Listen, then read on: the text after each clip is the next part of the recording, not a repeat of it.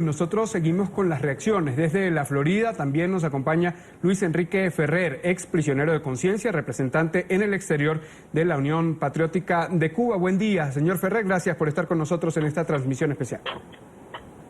Muy buenos días a ustedes ahí en el canal y a toda la teleaudiencia a lo largo y ancho de nuestra América. Comenzar preguntándole si marca la muerte de Fidel Castro ese punto de inicio para un definitivo cambio en Cuba y para los cubanos.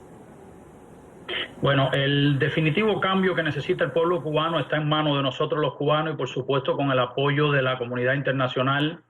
esencialmente de los gobiernos democráticos del mundo, de nuestra América, de Europa y del Asia, incluso algunos pocos del África que también puedan ser solidarios con esa causa. Pero claro está que al morir el mito sembrado en la figura del Fidel Castro durante más de medio siglo por el comunismo o el castrocomunismo en Cuba, facilita mucho más las cosas. Al pueblo cubano se le inculcó que Fidel Castro era como el que suplantaba a Dios y el comunismo suplantaba la religión. No Raúl Castro. Raúl Castro más bien era la imagen del castigador, del que dirigía las Fuerzas Armadas y el que te iba a castigar si tú no querías, aplaudía y te reía con su hermano Fidel Castro. Y eso de la noche a la mañana, por supuesto, no puede ser cambiado. Por lo tanto, al morir ese mito que ellos sembraron, tanto se debilitan la fuerza de los pocos fanáticos del comunismo que quedan en Cuba, como le da nuevos bríos al pueblo cubano que anhela libertad y que por el terror que ellos han sembrado durante tanto tiempo ha permanecido prácticamente neutral o ha tratado de no buscarse problemas o si no buscar una vía de escape como salir a los Estados Unidos, América, Europa o cualquier país libre, como lo hemos visto a través de balsas, viajando al Ecuador, a otros países de América Latina y atravesando todo el continente para llegar a los Estados Unidos y cosas así. Es decir, es un pueblo que anhela libertad, pero que por culpa de ese terror sembrado por la dictadura de estos dos hermanos, de la desinformación, del control absoluto de la sociedad cubana por todos los cuerpos represivos de ese régimen, la única vía que encontraba de escape era el abandono de la isla. Ahora con esto, por supuesto, a romperse el mito, al ver claramente el pueblo cubano que no era eterno, porque esa era una de las cosas que tenía la propaganda castrista de que Fidel Castro lo habían hecho, según ellos, que estoy seguro que es mentira, más de 600 atentados y que ninguno habían podido matarlo. Estamos hablando de un hombre que prácticamente ellos daban como inmortal y al verse obligado a anunciar ya su muerte, esto lo cambia todo, cambia la percepción de su propia gente, es decir, de los fanáticos castristas, pero principalmente cambia la percepción de la mayoría del pueblo cubano que sufre y que anhela otra cosa, es decir, anhela un cambio, anhela libertad. Señor Ferrer, desde el exilio, ¿usted cómo se imagina que ocurra en su país y para cuándo se imagina que pueda ocurrir en su país algo así como lo siguiente: elecciones libres, candidatos libres, multipartidismo, libertad de prensa, acceso a los medios, unas votaciones, una elección de un presidente en el cual participe la gente de manera abierta? ¿Para cuándo y cómo se imagina usted que pueda ocurrir en Cuba algo de esta naturaleza? Bueno, ojalá y tuviésemos esa bola mágica que nos diga la fecha exacta, pero cada día está más cerca. Hay una canción de un buen patriota, cantante cubano acá en el exilio, se llama Willy Chirino, que dice que ya viene llegando, que nuestro día viene llegando, y cada día está más cerca. Estamos hablando de un grupo de personas de la tercera edad, por cierto, de avanzada edad, que se han apropiado los destinos de nuestro país de hace tanto tiempo que ya mucha gente ve como imposible que las cosas puedan cambiar, pero cada día las cosas están más cerca de cambiar. Esto mismo es un paso simbólico, un paso importante en la percepción del cubano y también yo creo que de muchos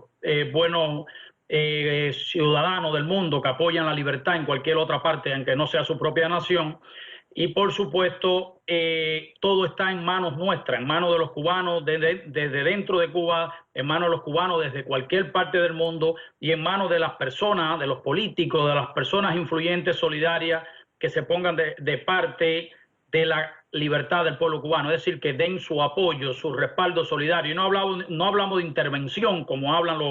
los izquierdistas que apoyan a los Castro no solamente dentro de Cuba, sino también en el exterior, es decir, en todo el continente y en otros países, sino que hablamos de solidaridad con la libertad, con el pueblo cubano, no con un partido político, con un sector de la población cubana, sino con todo el pueblo, con esa inmensa mayoría que quiere cambio, que quiere vivir en pluripartidismo, que quiere tener prensa libre, que quiere respeto a los derechos humanos, que quiere tener su pequeña y mediana empresa, que quiere tener la libertad que no ha podido gozar en más de 50 años. Bueno, debo recordar que hemos tenido la triste historia de una dictadura primero de Fulgencio Batista de unos pocos años, menos de una década, y luego una dictadura de casi 60 años de los hermanos Castro. Por lo tanto, hace más de 60 años que el pueblo cubano no goza de plena libertad, y esa es la libertad que queremos para el pueblo de Cuba y que con nuestro esfuerzo y con el respaldo de todos los amantes de la libertad en el mundo, muy pronto podremos alcanzar.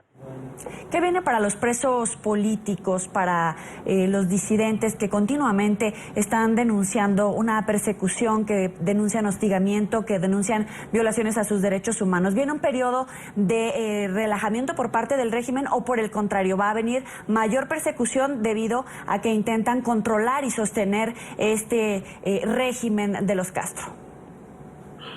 Bueno, la experiencia que tenemos reciente es de mayor represión. Por ejemplo, la Unión Patriótica de Cuba en los últimos meses, principalmente en el último mes, ha recibido o ha tenido una represión tan brutal en su contra que hemos perdido a varios coordinadores nuestros de los más activos, han sido llevados a prisión, algunos lo están acusando con supuestos delitos comunes para tratar de disfrazar un poco la persecución política y decirle al mundo de que aquí no perseguimos a nadie, estos están presos por delincuentes y cosas así. Hemos estado también bajo total presión, acoso, represión, muchos asaltos contra nuestros activistas, muchas de las casas sede, ya que en Cuba no se puede abrir una oficina porque el régimen no lo permite. Muchas de las casas de la vivienda de los activistas son usadas como sede de la organización o como punto de encuentro, de reunión de nuestra organización, y muchas de estas sedes han sido allanadas, asaltadas brutalmente, le han roto hasta los muebles de las casas, le han robado todos los objetos que han podido, incluyendo teléfonos, laptops, cualquier cosa que les sirva a ellos para trabajar en pro de la libertad del pueblo cubano, es decir, objetos que sirven para comunicación y propaganda. Todo esto ha sido... se lo han llevado, se lo han robado, podemos decir, porque ni siquiera dejan una orden, es decir, llevan una orden de un juez, de un tribunal o de alguien para este allanamiento, ni tampoco dejan un documento con las cosas que fueron incautadas. Entonces, este aumento de la represión se ve también unido a un llamado bastión celebrado por el régimen hace unos días atrás, que fue una movilización militar a lo largo y ancho de Cuba, donde prácticamente, según ellos, era por la elección de Donald Trump en los Estados Unidos, el matiz que trataron de vender, la imagen que dieron. Pero en realidad, lo que conocemos bien cómo funcionan ellos, sabemos que el objetivo principal era crear el terror, el pánico entre la población cubana, porque sabían que tenían que anunciar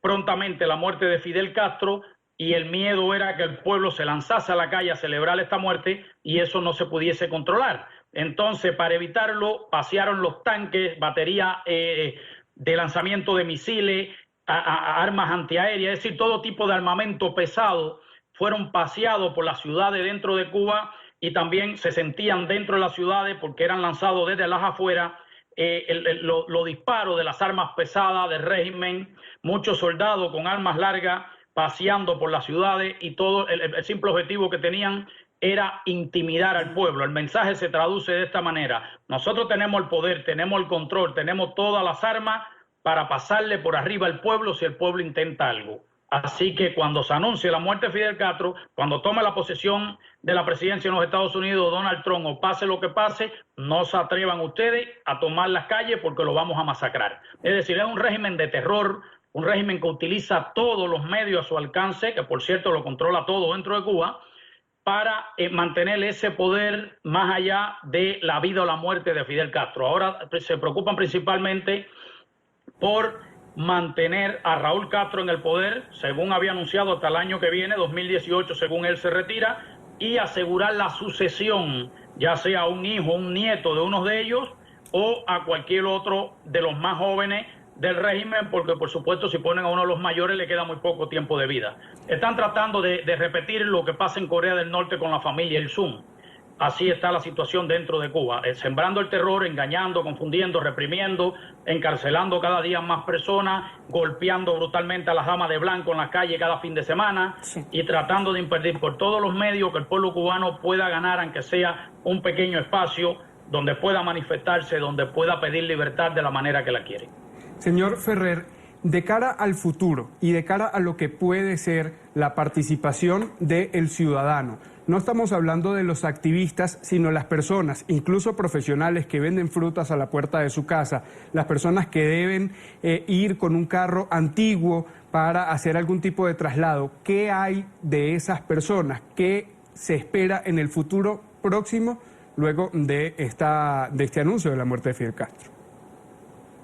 Bueno, en Cuba, después de más de medio siglo de este tipo de dictadura totalitaria que todo lo controla y que no solamente te pide que no te metas en política en contra de ellos, sino que te obliga como pueblo a participar en política a favor de ellos, y si no lo hace te acusan de gusano, de escoria, de muchas cosas, te hacen la vida imposible y por último terminan llevándote a prisión. Muchos cubanos que quisieran ver un cambio se han visto obligados a sobrevivir en medio de lo que se le llama doble moral, es decir, para el público decir una cosa y en privado, en familia, entre la gente de confianza decir otra. Muchos cubanos, ustedes lo pueden ver ahora llorando a Fidel Castro,